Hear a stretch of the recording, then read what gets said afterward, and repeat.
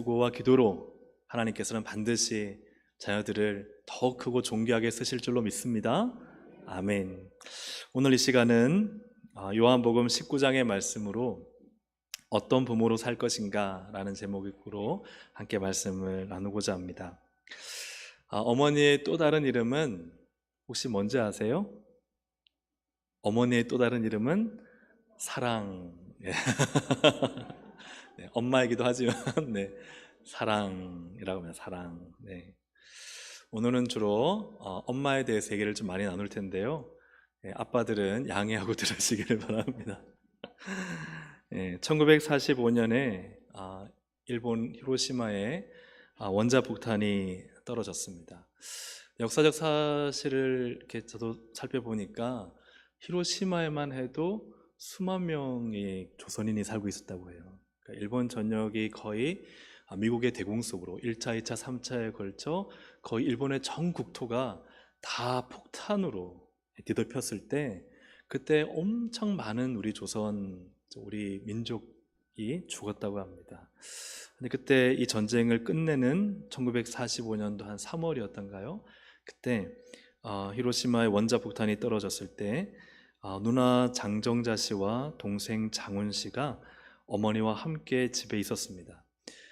시뻘건 성감과 함께 집이 무너질 때 이 어머니는 본능적으로 이 어린 딸과 아들을 감싸려다가 집이 무너지면서 이 수많은 파편, 유리와 온갖 파편에 온몸이 다 박혔다고 해요. 순식간에 온몸은 피로 물들면서 이 어머니가 그 누나인 딸에게 하는 말이 동생을 데리고 빨리 도망쳐라 외쳤다고 합니다. 어쨌든 어머니도 함께 그 아픈 몸을 이끌고 같이 도망을 가는데요. 너무 옷이 다 피로 물들어서 그것을 다 벗어서 이렇게 물에 씻는데도 사실 그 시냇가도 다 핏물이었다고 해요. 얼마나 많은 사람이 그때 죽었는지. 사진을 보시면은 이 가정입니다. 후에 이 장훈 씨는 나중에 일본의 유명한 야구 선수가 되는데요. 자신보다 자녀들을 먼저 생각하고 보호하는 것이 참 어머니다. 또 한 가지 이야기를 들려드리면 사진을 한번 보실까요? 그 다음 사진입니다. 이 어머니는 매우 가난했습니다. 매우 가난한 어머니였는데 고등학생인 아들, 이제 이 상태보다 좀 컸죠, 그죠? 고등학생인 아들이 책을 사달라고 졸랐습니다. 이제 화면을 바꿔주셔도 되겠습니다. 책을 사달라고 졸랐는데 너무 가난했잖아요. 근데 어머니가 서점으로 가서 이 공부하고자 하는 아들을 위해 책을 사왔어요. 책을 사왔는데 아들이 너무너무 기뻤죠. 근데 그날 밤에 어머니가 수건을 머리에 두르시고 주무시는 거예요. 이상하다. 어머니가 한 번도 이러신 적이 없는데 하고 수건을 벗기니까 머리가 몽땅 잘려져 있는 거예요.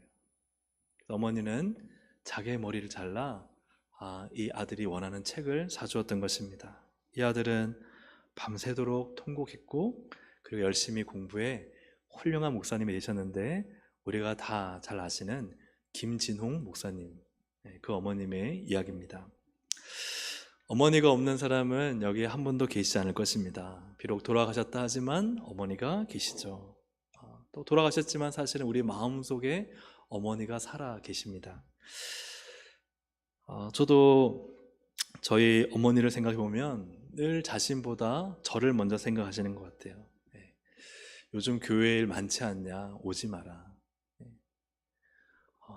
오지 마라. 교회 일 요즘 너무 힘드니까 오지 마라. 또 마땅히 가야 될 때가 됐는데도 지유 감기 걸렸으니까 오지 마라.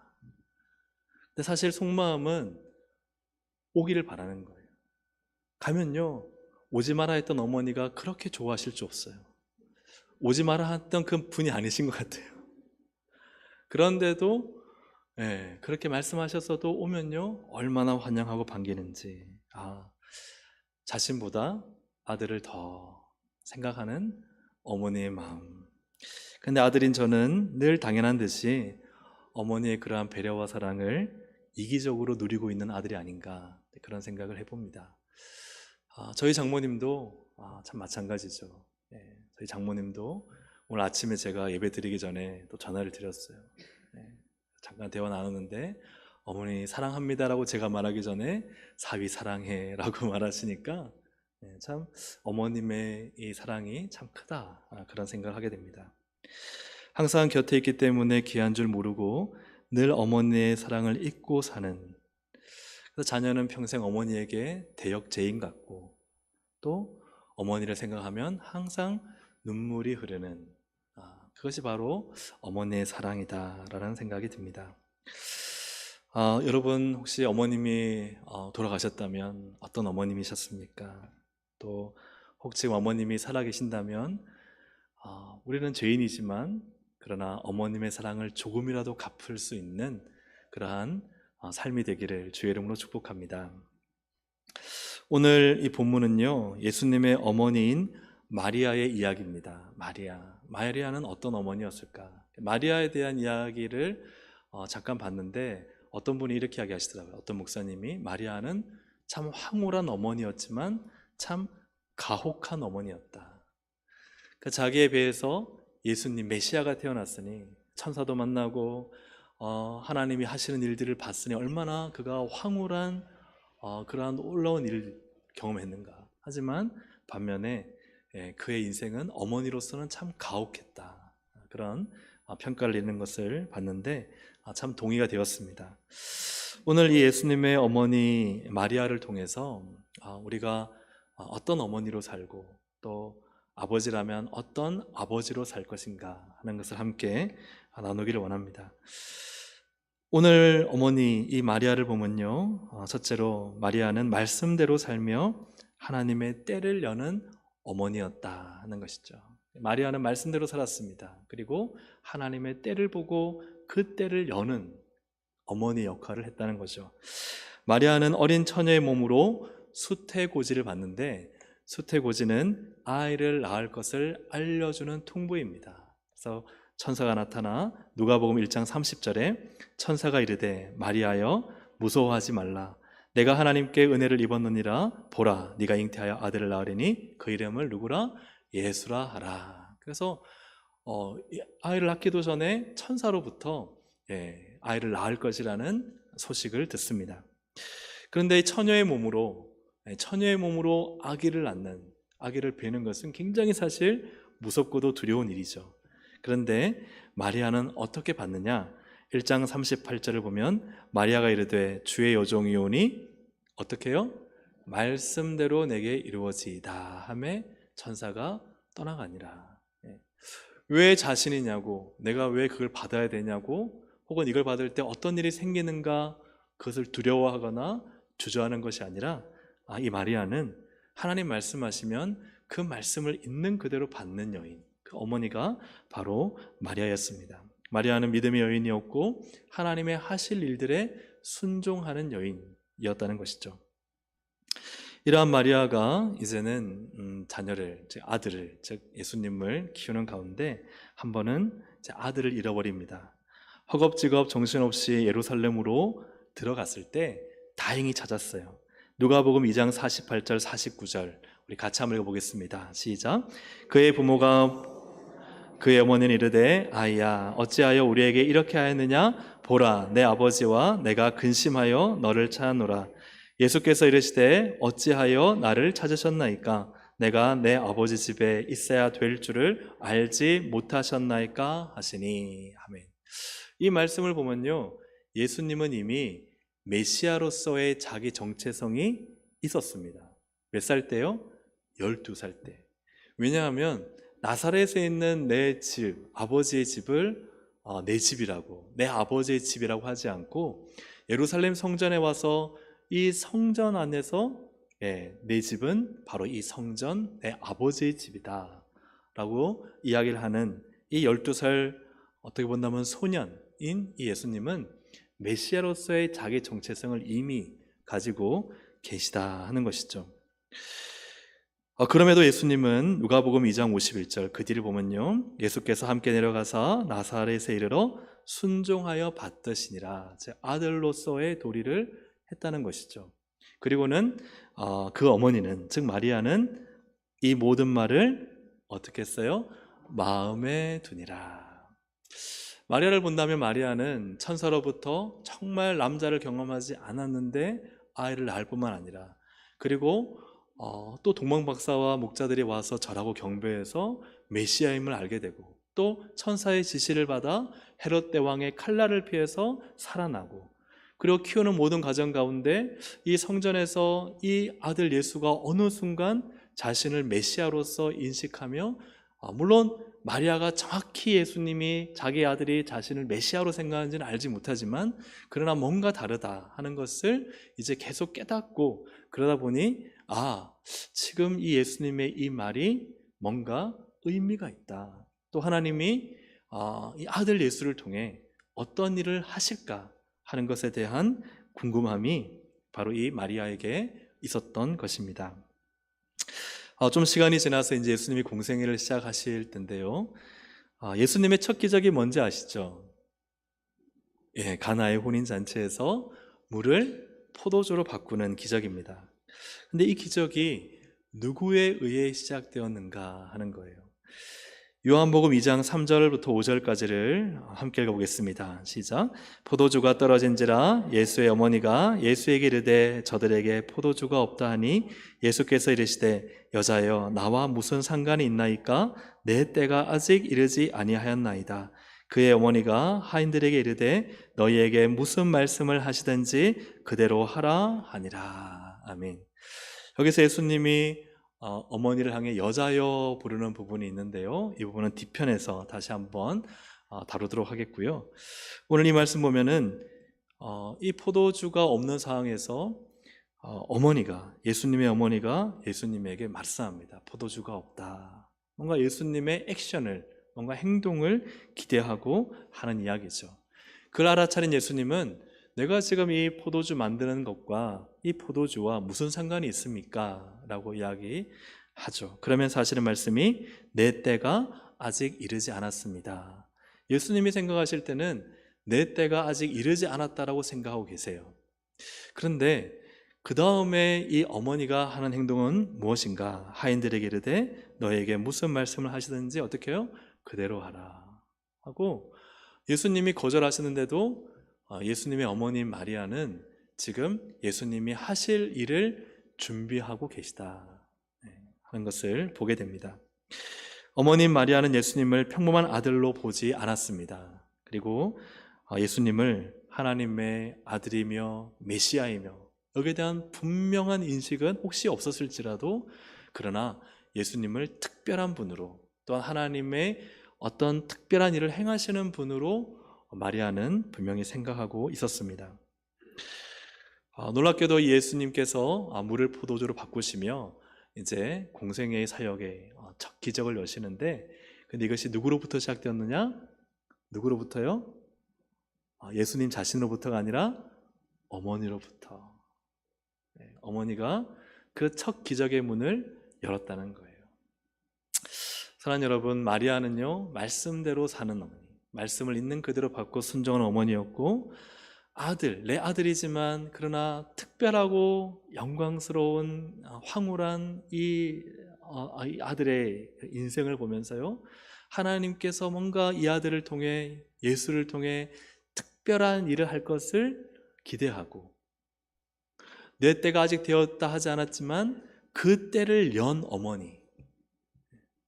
사랑하는 여러분, 어머니로서 내 자녀를요 잘 키우고 싶습니다. 잘 키우는 것은요, 여러분, 어머니가 말씀대로 사는 것입니다. 잘 키우는 것은요, 어머니가 자녀에게 세상 성공의 때를 열어주는 것이 아니라 하나님의 때를 열어주는 어머니인 것이죠.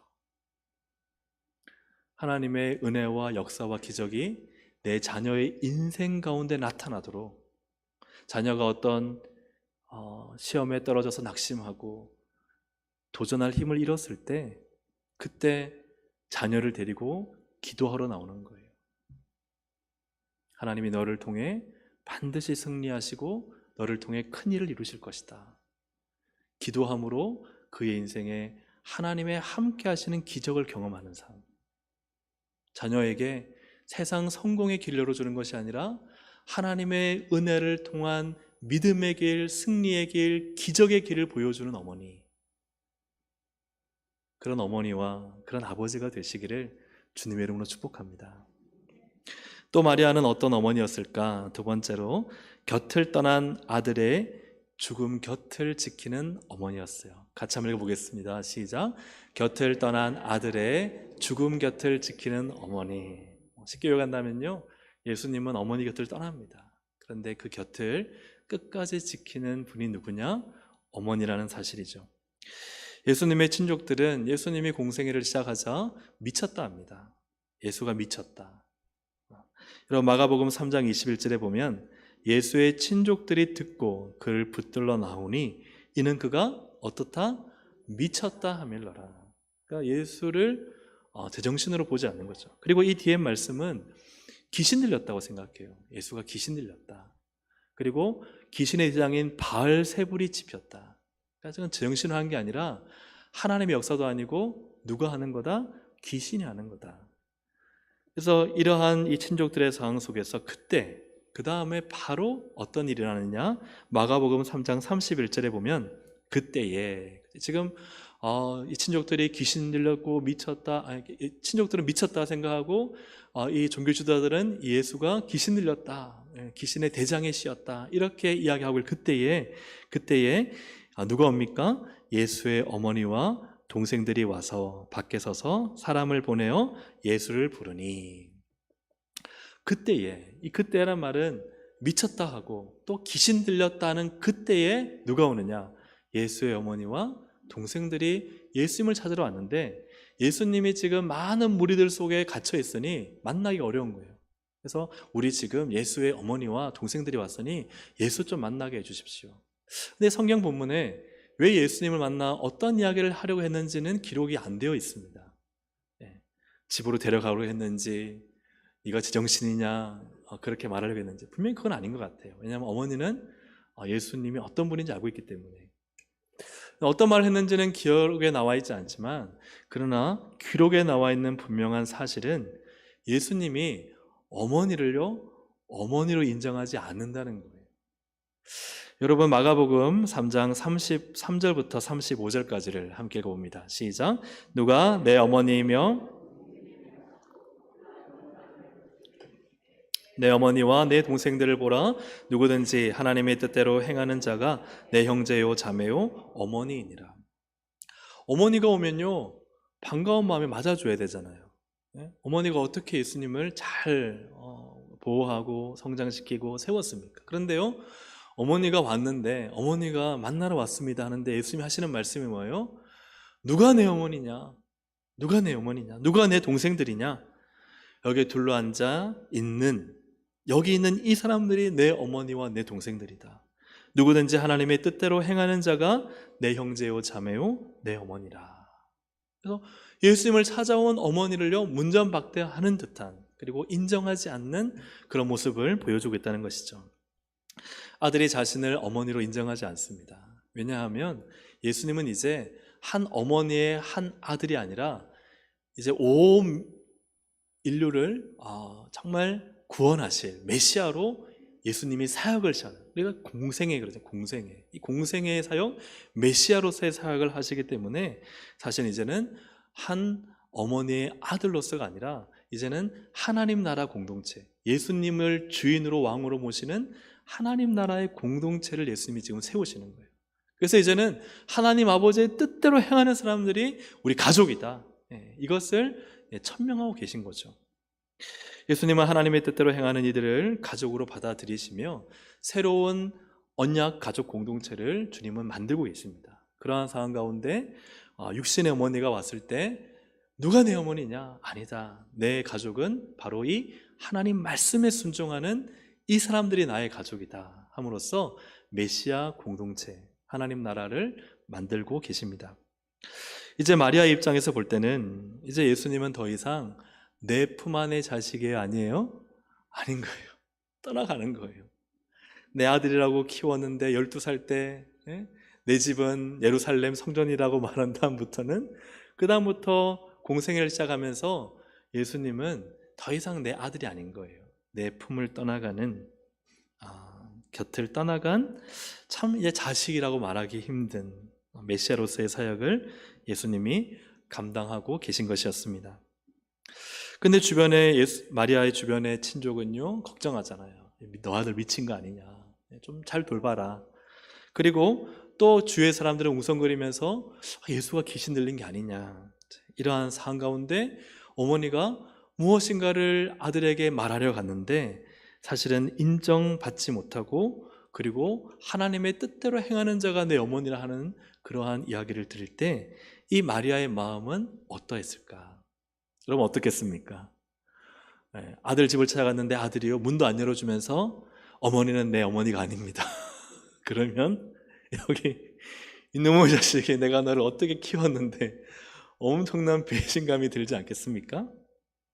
자, 그런데 이때 이 마가복음 이 3장의 기록 이후로 마리아에 대한 이야기가 사복음서에 계속 등장하지 않습니다. 그러다가 딱 한 군데 등장합니다. 그것은 바로 예수님께서 십자가에 달리실 때입니다. 요한복음 19장 25절에 보면요, 같이 한번 읽어볼까요? 예수의 십자가 곁에는 그 어머니와 이모와 글로바의 아내 마리아와 막달라 마리아가 섰는지라. 예수님의 십자가 곁에 누가 있었어요? 마리아가 있었어요. 마리아가 곁에 있었습니다. 아들 예수님이 고통을 당하며 죽어가는 그 곁에 어머니가 있었다는 거예요. 이를 통해 유추해 보면 이 마리아는 예수님 곁을 떠났을까요? 안 떠났을까요? 예수님 곁을 안 떠났던 것 같아요. 왜냐하면 나사렛에서 예루살렘까지는 150km입니다. 그리고 주로 예수님이 활동하셨던 가버나움이라 할지라도 가버나움에서 예루살렘까지가 100km입니다. 걸으면 얼마나 될까 해서 제가 네이버 지도를 들어가서 출발지와 목적지를 한 50km 되는 것을 찾아봤어요. 50km 되는 지점을 찾아보고 계산을 해봤는데 밀양까지가 한 50km 되더라고요. 밀양까지가 50km까지 해서 계산을 해보니까 도보로 그러면 한 16시간 30분이 걸려요. 그러면 100km면 얼마예요? 한 30? 갑자기 네, 31~2시간 되나요? 그죠? 33시간. 그리고 150km면 어떻게 됩니까? 150km면은 거의 한 50시간 정도. 그러니까 하루에 한 10시간 정도 걷는다면은 100km면은 가버나움에서 출발하면은 한 3일이 걸리는 거리. 한 2, 3일이. 그리고 나사렛에서 출발하면은 예루살렘까지가 한 4, 5일 걸리는 거리예요. 그런데 예수님이 십자가에 목요일 저녁에 잡히셔가지고 바로 금요일에 처형을 당하셨잖아요. 이 짧은 시간 안에 과연 이 소식을 듣고 마리아가 와서 십자가 곁에 있을 수 있을까? 불가능하죠. 그러니까 지금 예수님이 십자가에 달리시는 것은 그때 오신 것이 아니라 사실은 예루살렘 성전에 입성하실 때부터 모든 순간을 어머니가 아들을 따라다녔다는 거예요. 예수님의 사역하시는 전면에 나타나지 않았지만 그러나 어머니는 늘 예수님 근처에 있었고 곁에 있었다는 사실입니다. 마치 그림자처럼 아들의 곁을 떠나지 않는 어머니, 그 어머니가 바로 마리아였어요. 아들 예수님은 메시아로서의 공생애를 위해 어머니의 곁을 떠났지만 그러나 어머니는 마지막 죽는 그 십자가의 순간까지도 아들 곁을 떠나지 않는 그 어머니가 바로 마리아였다는 사실입니다. 그 마지막 그렇게 따라다녔는데 그 아들은 어떻게 죽습니까? 채찍에 맞아 살점이 떨어져 나가며 비명을 지르고 그 무거운 그 십자가를 지고 골고다 언덕길을 올라 그리고 벌거벗겨진 채 못에 박히고 세워져 모든 사람들의 조롱을 받으며 그렇게 죽어갑니다. 그 곁을 어머니가 지켰다는 거예요. 어머니의 마음이 얼마나 괴롭고 얼마나 비통했겠습니까? 그 아들의 마지막 순간을 보는 마리아는 정말 우리의 부모님, 어머니라면 절대 겪고 싶지 않을 일들을 겪었다는 거예요. 그러니 어머니 마리아의 인생은요, 참 가혹한 거예요. 내가 어렸을 때는 내 아들을 참 예수를 사랑하고 예뻐하고 곁에 두었는데 어느 순간부터는 곁을 떠나서 이제는 그 마지막에 죽는 이 아들의 모습을 삼키며 울음을 삼키며 곁을 지켜야 됐던 이 어머니 마리아의 아픔과 그 고통은요, 이루 말할 수 없잖아요. 그러니 참 가혹한 삶이었습니다. 예수님은 십자가 고통에서 옆에 있는 어머니를 보았습니다. 그리고 어머니에게 말하죠. 요한복음 19장 26절 27절 같이 한번 읽어보겠습니다. 시작. 예수께서 자기의 어머니와 사랑하시는 제자가 곁에 서 있는 것을 보시고 자기 어머니께 말씀하시되 여자여 보소서 아들이니이다 하시고 또 그 제자에게 이르시되 보라 내 어머니라 하신대 그때부터 그 제자가 자기 집에 모시니라. 아멘. 앞에 말씀드렸던 여자여가 또 나옵니다. 여자여. 이 여자여는 헬라어로 기네. 이것은요, 여인을 정중하게 부르는 존칭입니다. 아들 예수님이요, 마리아를 어머니라 부르지 않습니다. 여자여라고 부르고, 하지만 이것은 하찮게 대하는 것이 아니라 정중한 존칭입니다. 여자여라고 말하는 것에는 이제는 예수님이 내가 당신의 아들이기, 한때는 어렸을 땐 당신의 아들이었지만 이제는 내가 메시아로서 모든 만물의 내가 주인으로서 또한 당신의 주인이기도 합니다. 그래서 이제는 아들로서 자신이 아니라 메시아로서의 자기 분명한 정체성을 가지고 마리아를 향해서 이제는 여자여라고 존칭을 써서 부릅니다. 그 다음에 그의 어머니에게 말씀하시되 뭐라 하느냐? 여자여 보소서 아들이니이다. 내가 당신의 아들이란 말이 아니고요, 옆에 누가 있어요? 요한이 있습니다.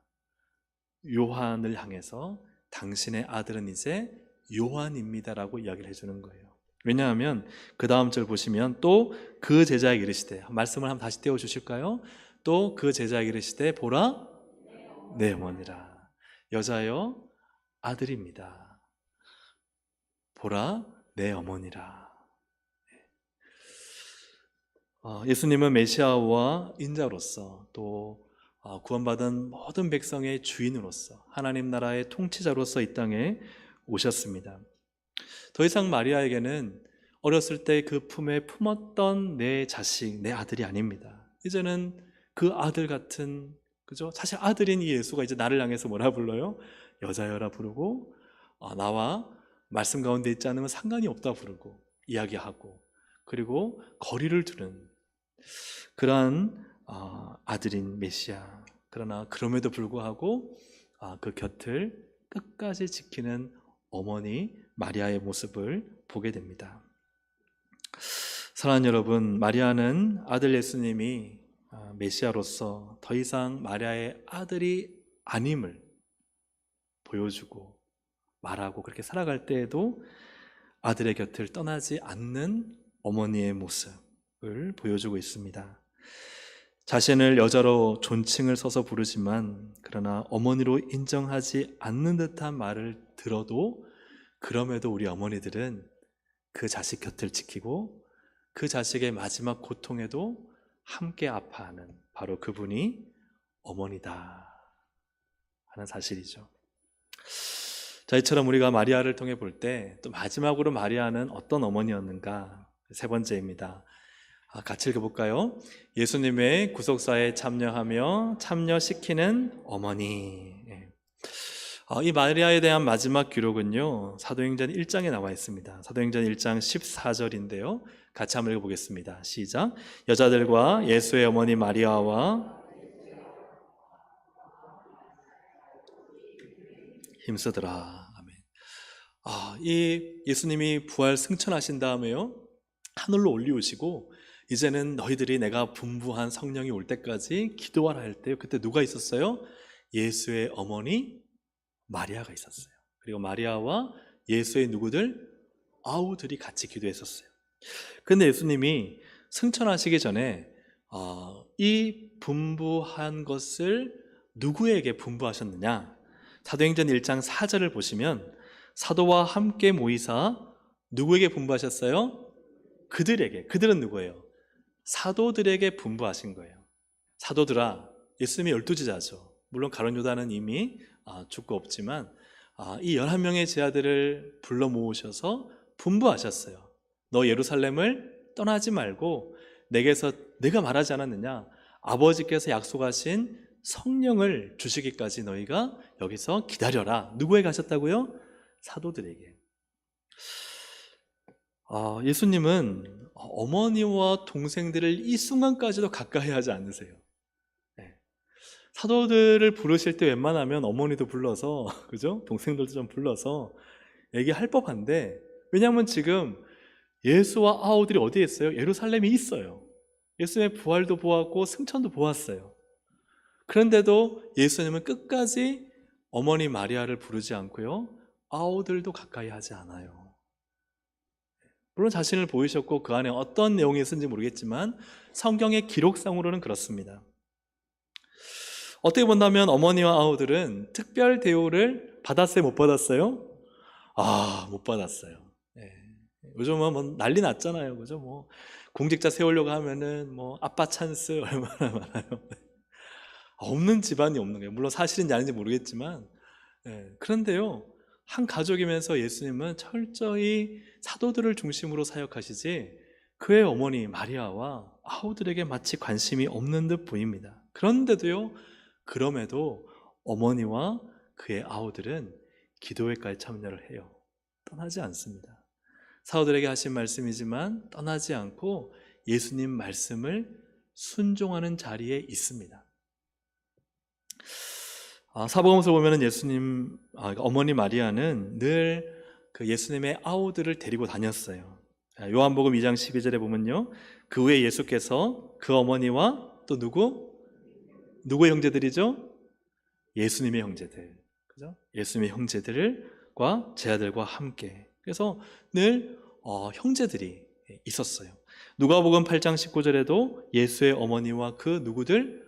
동생들. 그래서 어머니만 따라다니신 것이 아니라 항상 이 어머니 마리아는 아들들, 보통 아들들이겠죠? 이 아들들을 데리고 다녔는데 그 아들들이 누구냐 하면 마태복음 13장 55절에 보면 뒷부분에 그 형제들은 할 때 예수님의 형제들입니다. 야고보와 요셉과 시몬과 유다가 있습니다. 그래서 요셉과 낳은 그러니까 남편 요셉과 낳은 아들들이 있습니다. 근데 이들이 이 야고보와 요셉과 시몬과 유다가 따라다녔는데 예수님을 진짜 믿고 따라다녔느냐 하면요, 그렇지 않습니다. 요한복음 7장 5절입니다. 함께 읽어보겠습니다. 시작. 이는 그 형제들까지도 예수를 믿지 아니하미로라. 형이 왜 저러는 거야? 형이 진짜 귀신 들린 거 아니야? 형이 지금 도대체 뭘 하는지 모르겠어. 믿지 않았다는 거예요. 근데 왜 따라다녔어요? 왜 예수님과 함께하고 또 예수님 있는 곳에 같이 가고 심지어는 예루살렘까지 왔어요? 예수님이 십자가에 죽으시는 그 자리까지, 또한 예수님이 부활하시고 승천하시는 그 자리까지, 심지어는 기도의 자리, 오순절 성령의 기도의 자리까지 왜 갔어요? 왜 갔어요? 믿지 않았는데? 어머니 때문에. 어머니 마리아 때문에. 어머니 마리아가요, 이 아이들이, 자녀들이 믿지 않아도요, 데리고 다닌 거예요. 데리고 다닌 거예요. 그래서 예수님이 있는 곳까지 계속 데리고 다닌 거예요. 또 심지어는 그림자처럼 예수님이 가시는 곳에 있었던 거예요. 예루살렘에 들어가시는 그 자리까지 따라 들어갔던 거예요. 십자가에 죽으시는 그 자리에 마리아만 있었던 것이 아니라 그 바로 밑에 있지 않았지만 아우들도 예루살렘에 있었던 거예요. 부활 승천하신 다음에 그 자리에서 예수님을 만났던 거예요. 기도하는 자리, 오순절 성령의 은혜가 임하는 자리까지 마리아는 그 자녀들과 함께 기도했던 거예요.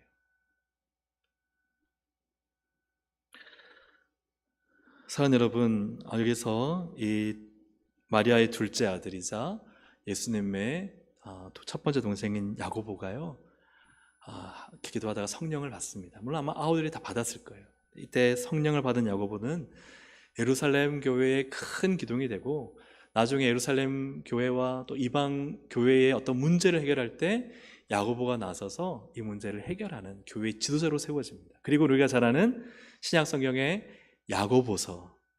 야고보서를 쓴 사람이 바로 이 예수님의 동생 야고보예요. 마리아의 아들입니다. 마리아는 이 예수님의 메시아 사역, 하나님 나라 사역의 방관자로 살지 않았습니다. 구경꾼으로 살지 않았습니다. 자기를 어머니로 인정해 주지 않는 예수 그리스도, 예수.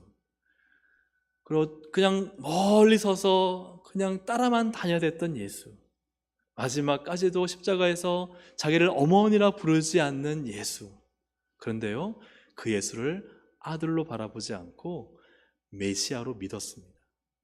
그리고 메시아의 사역에 그도 동참합니다. 어머니가 아니라 메시아의 사역의 백성으로. 이것이 마리아의 믿음이었어요. 그리고 그만 그렇게 따라다녔느냐? 그렇지 않아요. 그의 아들들 혹은 딸들도 있겠죠.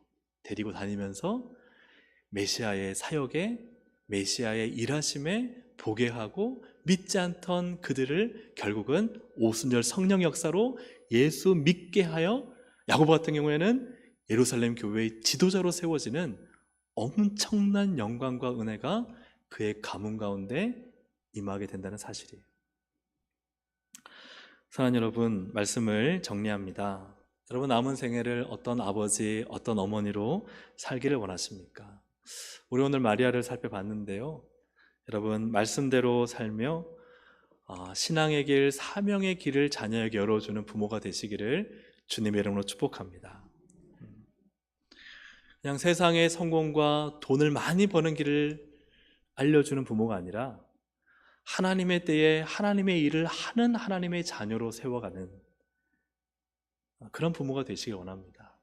자녀가 뭔가에 고민하고 힘들어할 때요, 부모가 야, 내가 인생 살아봤는데 이렇게 하면 돼 하고 인간적인 방법과 인간적인 수단을 알려주는 것이 아니라 그에게 신앙의 길, 엄마랑 기도하자, 말씀의 길, 함께 말씀 안에 답을 찾자, 예배의 길, 하나님께 예배할 때 하나님이 역사하신다, 하나님의 때를 열어주는 거룩한 어머니, 아버지가 되시기를 주의 이름으로 축복합니다. 두 번째는 이것입니다. 자녀가 곁을 떠나더라도 그 곁을 떠나지 않고 지키는 부모가 되시기를 주님의 이름으로 축복합니다. 자녀는 언젠가는 떠나잖아요. 내 곁에서 떠나야 될 때가 있습니다. 부모의 품을 떠나야 될 때 아마 우리 부모님들 다 잘 아실 거예요. 그러나 그 곁을 지켜주는 부모는 여러분 신앙으로, 믿음으로, 기도로 자녀를 끝까지 지켜줄 수 있기를 주의 이름으로 축복합니다. 마지막 세 번째로는 예수님의 일에 자신도 참여하며 자녀들을 참여시키는 부모가 되기를 축복합니다. 엄마 뭐 해요? 엄마 기도하고 있다. 엄마 뭐 해요? 나 주의 교회에서 봉사하고 있다. 엄마 뭐 해요? 나 그분 전도하려고 지금 만나고 있다. 하나님의 일에 동참하고 그 일에 헌신하며 그 일에 열정일 뿐만 아니라 나아가서 나의 자녀들이 하나님의 일에 열정이며 주의 몸된 교회를 세우는 일을 영광으로 여기고 하나님의 거룩한 일하심에 부름받은 하나님 나라 백성으로 살아가는데 자녀들을 참여시키는 부모가 되시기를 주의 이름으로 축복합니다. 마리아는 끝까지 자녀들을 데리고 다녔습니다. 사랑하는 여러분, 여러분의 자녀는 어떻습니까? 어떻게 믿음 안에 살아가고 세워지고 성장하고 있습니까? 지금도 늦지 않았습니다. 사랑하는 여러분, 자녀들을 정말 믿음 가운데 하나님의 거룩한 백성으로 세워가는, 그래서 나만 하나님의 영광스러운 삶을 사는 것이 아니라 내 자녀와 내 손주와 천대까지도 진짜 믿음의 명문가로 세워지는, 그 믿음의 명문가로 세워지기 위해 내가 먼저 마리아 같은 삶을 사는 우리 어머니들이 되시기를 주의 이름으로 축복합니다. 우리 함께 이 시간 찬양 드릴 때에 579장 어머니의 넓은 사랑 함께 찬양 드리길 원하는데요, 어머니의 넓은 사랑, 그 어머니의 넓은 사랑은 신앙입니다.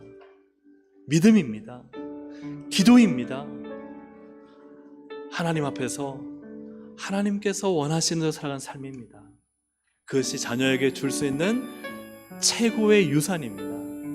자녀를 위한 기도, 자녀를 위한 헌신된 삶, 자녀를 위한 믿음의 결단, 자녀를 끝까지 데리고 다니며 하나님의 일에 동참하는 삶, 그것이 내가 비록 많은 재산은 자녀에게 물려주지 못한다 할지라도 믿음의 길을 알려줄 수 있다면, 헌신의 삶을 보여줄 수 있다면, 하나님의 기적이 일어나는 때를 열어줄 수 있다면, 그가 인생의 여러 가지 방법을 찾아가는 것이 아니라 하나님께 와서 무릎 꿇고 기도해서 하나님의 역사와 기적을 경험하는 삶을 살도록 내가 그렇게 그 길을 열어줄 수 있다면 성공한 부모입니다.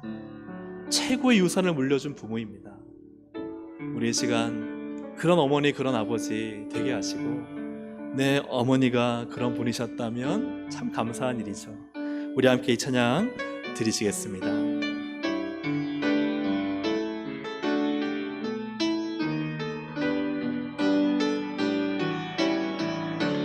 어머니의 넓은 사랑, 어머니의 넓은 사랑, 귀하고도 귀하다. 그 사랑이 언제든지 나를 감싸줍니다.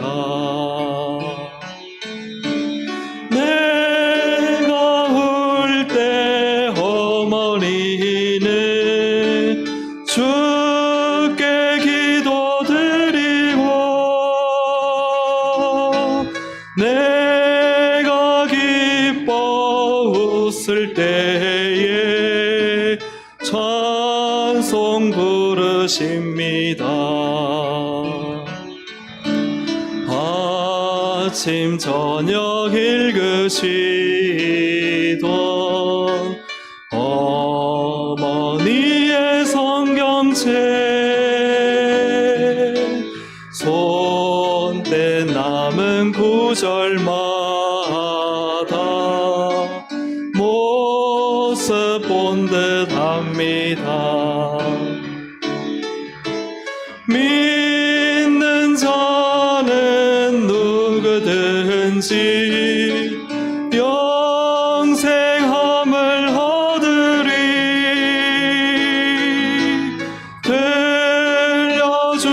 들려주신 귀한 말씀 이제 힘이 됩니다. 홀로 누워 괴로울 때, 헤매다가 지칠 때, 부르시던 찬송 소리 귀에 살아옵니다. 반석에서 샘물 나고 황무지에 꽃 피니 예수님과 동행하면 두려울 것 없어라. 온유하고 겸손하며 올바르고 굳세게 어머니의 뜻 받들어 보람 있게 살리라. 풍파많은 세상에서 선한 싸움 싸우다 생명신에 흐르는 곳 길이 함께 살리라.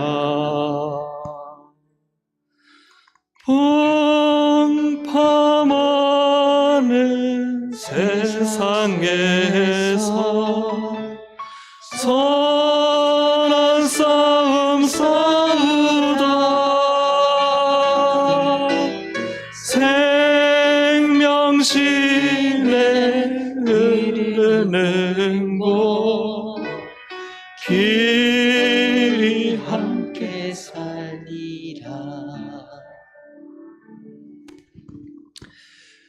저희 아버지가 이제 돌아가셨는데요. 좀 일찍 돌아가셨습니다. 네, 아버지가 저희는 가난했어요. 아버지도 병 때문에 고생 많이 하셨고 물려준 게 없으세요. 근데 딱 하나 물려주셨어요. 아버지의 성경책인데요. 아버지가 아프시면서, 젊을 때 쓰신 게 아니라 아프시면서 성경을 다 쓰셨어요. 제 목양실에 오시면 있습니다. 아버지의 성경. 구약이 이만하고요, 신약이 이만해요.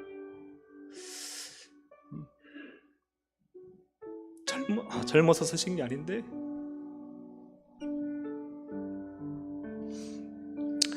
아프시면서 하나님 더 사랑하시고 하나님 말씀을 사랑하셔서 아픈 가운데도 서서 자녀들에게 내가 줄 건 없지만 내가 이 말씀 너에게 주겠다 하고 자녀에게 주신 유산입니다. 사랑하는 여러분, 우리가 자녀들에게 무엇을 남겨주길 원하십니까? 무엇을 남겨주길 원하십니까? 부모님으로부터 무엇을 받으셨습니까? 자녀들에게 무엇을 남겨주길 원하십니까? 내 육신의 자녀가 아닐 수 있습니다. 내 믿음의 자녀에게 무엇을 남겨주길 원하십니까? 우리 함께 이 시간 함께 기도할 때요, 말씀을 생각하시면서 하나님, 참 믿음을 남겨주는 어머니, 아버지가 되게 해주십시오. 말씀대로 사는 모습을 남겨주고 하나님의 방법으로 하나님의 응답받으며 하나님의 복을 받는 기적같은 삶을 자녀들에게 물려주고 그 곁을 떠나며 끝까지 기도하며 자녀에게 정말 믿음의 유산을 끝까지 남겨주는 부모가 되고, 예수님의 일이라면 언제든 기도하고 무릎 꿇고 주의 사명 감당하고 그것을 기쁨으로 여기다 나만이 아니라 자녀까지 하나님의 거룩한 일꾼으로, 교회의 든든한 기둥으로, 하나님 나라의 멋진 용사로 세워지기를, 자녀들을 끝까지 세워가는 부모로 살게 하여 주시옵소서. 우리 그런 부모가 되기를 원합니다. 우리 함께 이 시간, 하나님, 나의 남은 생에 어떤 부모로 살까요? 주님, 진짜 믿음의 부모로 살게 해주십시오. 우리 주여 한번 부르고 함께 기도하겠습니다. 주여, 하나님 아버지 기도합니다. 하나님 아버지, 참 하나님께서 주신 많은 유산, 많은 사랑, 우리 부모님을 통해서 주셨음을 고백합니다. 우리 아버지를 통해, 우리 어머니를 통해 하나님 많은 은혜를 주시고 많은 믿음의 본을 보여주시고, 어머니의 기도로, 아버지의 말씀의 삶으로 하나님 나를 여기까지 세우시고 우리 여기까지 세우신 줄로 믿습니다. 나는 이제 어떤 부모로 살아야 할까요? 하나님, 나는 어떤 부모로 살아야 할까요? 하나님 말씀이면 아멘하고 순종하는 부모가 되기를 원합니다. 자녀에게 하나님의 때 하나님의 방법으로 사는 길을 열어주는 부모가 되기를 원합니다. 자녀가 부모의 곁을 떠나지만 부모는 끝까지 그 곁을 지키며 기도하며 말씀으로 세워가는 부모가 되기를 원합니다. 하나님, 나도 하나님 나라의 사역, 교회의 거룩한 일꾼이 되어 하나님을 아름답게 섬길 뿐만 아니라 자녀들을 믿음의 일꾼으로, 하나님 나라 거룩한 용사들로, 교회의 든든한 기둥으로 세워가는 부모가 될 수 있도록 하나님 도와주셨어. 하나님, 나의 아들들과 자녀들과 나의 손주들과 나의 하나님 천대까지 믿음의 가문을 세워가는, 주님 오실 때까지 믿음의 가문을 세워가는 믿음의 어머니, 믿음의 아버지로 오늘도 살아가고 내일도 살아갈 수 있도록 하나님 도와주시고 인도하여 주시옵소서.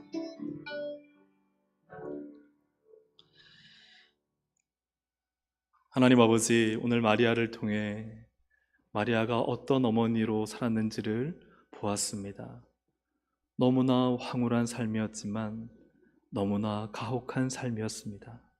그러나 마리아는 자신을 어머니로 생각하여 아들됨을 요구하지 않고 예수님을 있는 그대로 메시아로 인정하며 마지막까지 메시아 나라에 동참하는 주님의 거룩한 일꾼으로 살았음을 고백합니다. 그의 자녀들을 믿음의 일꾼으로 세우는 데 있어서 하나님, 정말 예수님을 믿지 않았지만 끝까지 데리고 다니며 오순절 성령의 역사까지 그 자리까지 끌고 가 하나님의 거룩한 일꾼들로 자녀들을 세웠습니다. 오늘 나는 어떤 어머니로 살아갑니까? 오늘 나는 어떤 아버지로 살아갑니까? 하나님, 믿음의 부모가 되게 하여 주옵소서. 또 우리의 부모님으로부터 받은 믿음의 거룩한 유산을 더 아름답게 가꾸고 더 가치 있게 여겨서 하나님, 나의 자녀들에게, 후손들에게 더욱 귀하고 아름답고 열매 맺는 귀한 믿음의 유산을 물려주는 부모의 삶이 되도록 저희를 사용하여 주옵소서. 함께 하실 주님 찬양과 영광 올려드리오며